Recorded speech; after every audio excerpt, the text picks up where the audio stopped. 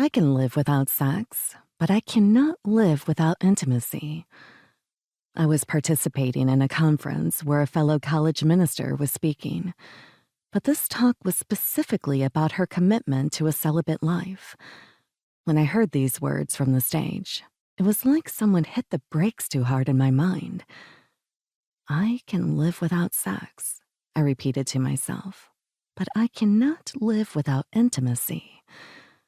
Days, weeks, and even months after hearing this maxim, it swirled in my thoughts, each time bringing along with it the same two questions. What are we talking about when we use the word intimacy? And why would intimacy be necessary?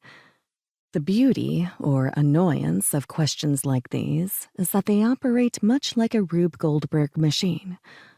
One question hits the domino. That flips the switch of another question. That launches the pencil into the cup that tips over and releases the toy car. That glides down the chute, and so on. For example, if it is true that intimacy is essential for life, why are we all so lonely? Can we live a full life without sex? Where does intimacy come from? But if I can risk starting with an honest question I never thought to ask until I was confronted with finding a theology of intimacy, my favorite one is this: should Christians be better than non-Christians at relationships, and why? When I asked this in my research, an overwhelming majority of responses from my emerging adults conceded that yes, there should be something about the Christian faith that produces Christ followers who are contributing to healthy, sustainable, flourishing relationships.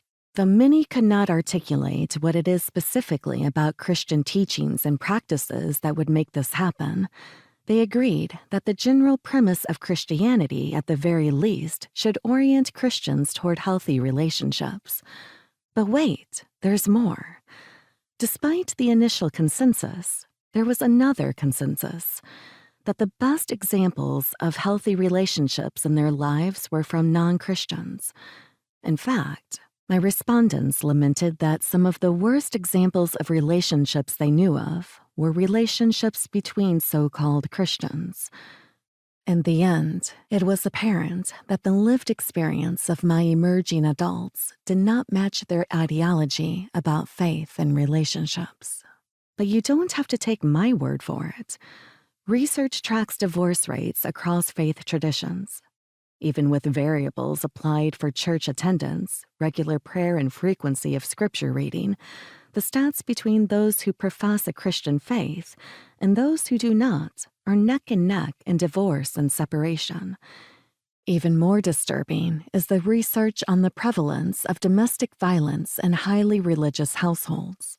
The #MeToo and #ChurchToo movements bring their own illumination.